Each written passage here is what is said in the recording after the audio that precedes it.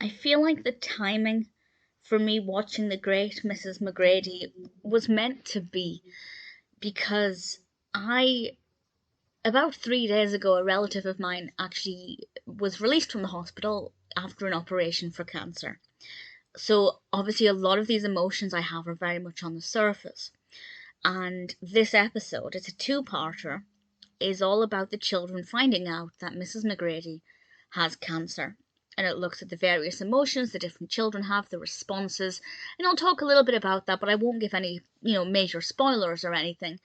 So for me, I was watching it kind of like the ideal target audience. I'm 31 years old, so maybe not in terms of age, but in terms of, where my emotions are, I feel like it spoke to me quite a lot. And I have to say, it's pretty perfect. It really is. So they find out that she has cancer, and some of the children have very different responses. Arthur is actually kind of not laid back about things, but he seems to be more knowledgeable about it, and that means that he's a bit calmer. He visits her a lot with DW, and DW doesn't really understand what cancer is, for she initially thinks it's contagious. And Mrs. McGrady gives this really wonderful description, and I have to praise the show for putting it so simply, yet also kind of accurately. She describes the body as the garden, and every day the body is processing and making flowers. There's other healthy cells, and her garden currently has some weeds in it. Those are the unhealthy cancerous cells. And she's obviously getting, well, she's receiving medicine. That's as far as the treatment information went, to try and fight off those weeds. And I thought that that's such a simple description for such a complex condition, but also for a young child. I think that sums it up perfectly. Your body makes these cells, and when cancer happens, it's because it's made, there have been various mutations, it's made really unhealthy cells.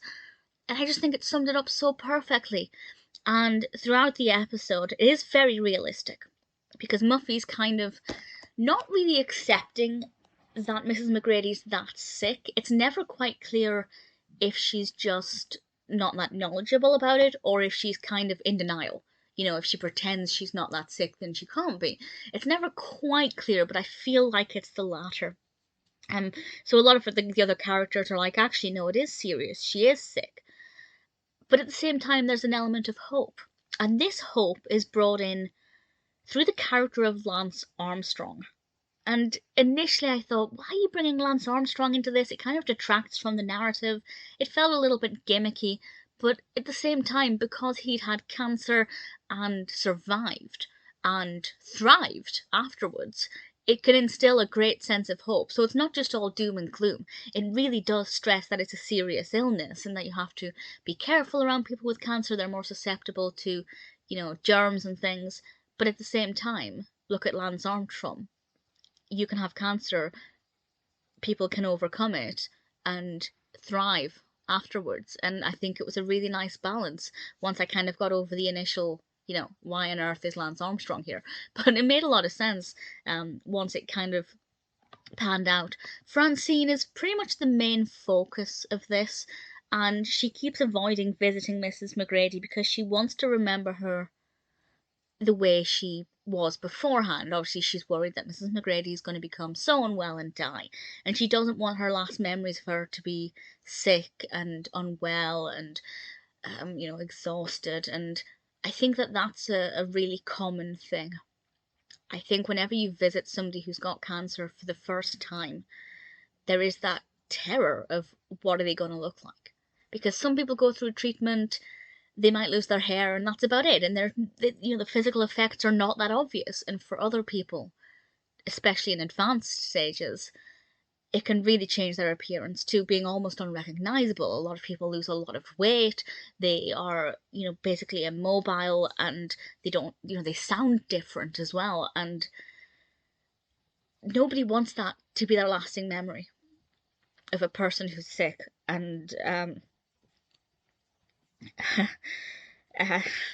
yeah, I completely understand what Francine was where she was coming from. Another great thing the episode does is that it encourages the children to be proactive, to campaign, to raise awareness, to channel those emotions in a way that's productive.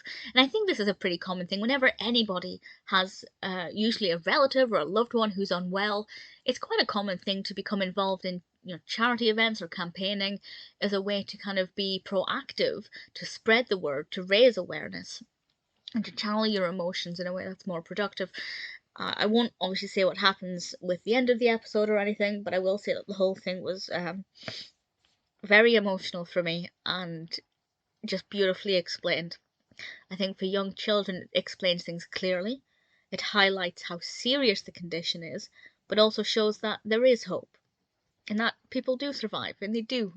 They do get over it, and they do enter recovery, and they can go on to do glorious things. I think it's a beautiful two-parter, and it's a real credit to the series. Also, as a point of reference, just worth mentioning, the episode is dedicated to Leah Ryan, who was a writer for Arthur, who did have a cancer diagnosis. In the episode's kind of in her memory. It's a beautiful episode, very well done, very emotional, very timely, and it is just a true credit to the show.